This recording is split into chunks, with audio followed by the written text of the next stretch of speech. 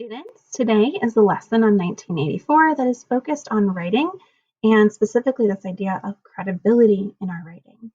So I really wanted to speak with you about this because it's something that all of us as writers have the ability to add to our writing or to not embed. And when we don't embed it, it just makes us um, result in a less polished, less productive outcome.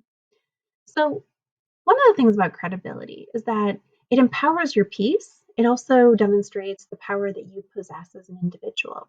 You're all credible on a certain number of subjects. As high schoolers, we're all credible about what it is to have that teen intellect, that teen experience. You're all credible on various elements within your family structures, within some of the workplaces that you are, some of the school events, sporting events, and other extracurriculars. Every individual has credibility on a certain set of subjects that are somehow a source of knowledge that they possess. Just because you're reading an unfamiliar book or looking at unfamiliar text doesn't mean you still can't draw in that type of credibility to the work that you do. And credibility can also be established because you are looking at a text or even at outside research in text and that you're drawing those pieces in. So shifting gears and looking at our example here, we begin here with our claim, and we shift shortly into our first piece of evidence. Our first lesson on writing focused on that evidence piece, and we go back to it. We have a quote from George Orwell that says, Orwell writes, "One of these days," thought Winston with sudden deep conviction, "Syme will be vaporized. He's too intelligent. He sees too clearly and speaks too plainly. The party does not like such people. One day he will disappear. It is written in his face." Now, as a writer, we could have this paragraph go on and it could be all from our perspective, but it wouldn't really rest itself on the strength of the text. So by drawing in what our author has written, we're able to go to the text and show, hey, this idea of eliminating speech and thought is directly connected to this character of Syme. So it strengthens us as writers and it compels your reader to say, hey, this person knows their stuff. You want to add reasoning here because that's where you get to come in and add your 2 cents and create some understanding as to why you embedded it. I think it's always great practice, especially when we're looking at something that lends itself to an outside resource, to look for research from that external entity. In this case, we have Time Magazine.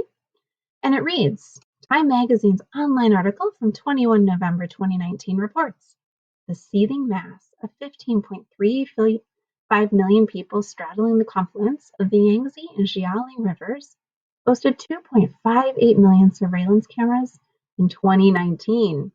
That's frankly Orwellian ratio of one CCTV camera for every 5.9 citizens, or 30 times their prevalence in Washington, D.C.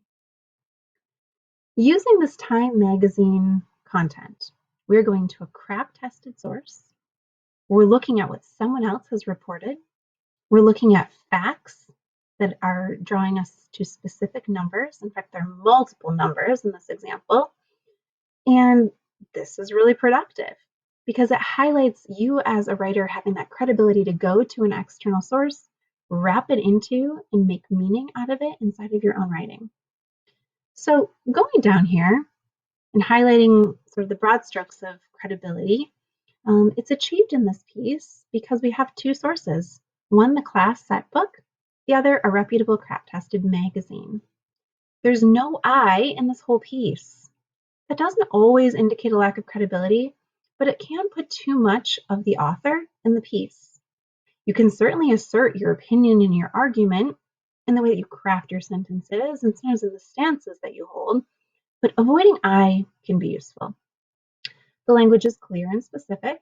It's not written with slang, missing punctuation, or broken sentences. And lastly, it shows that there's a true knowledge of the class book and of current events or other content that might be related.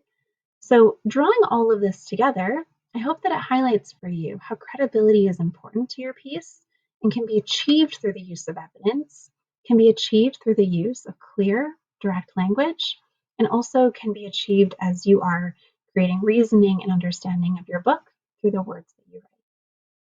That's all for today. Hope you do well. Take care. Let me know if you have questions.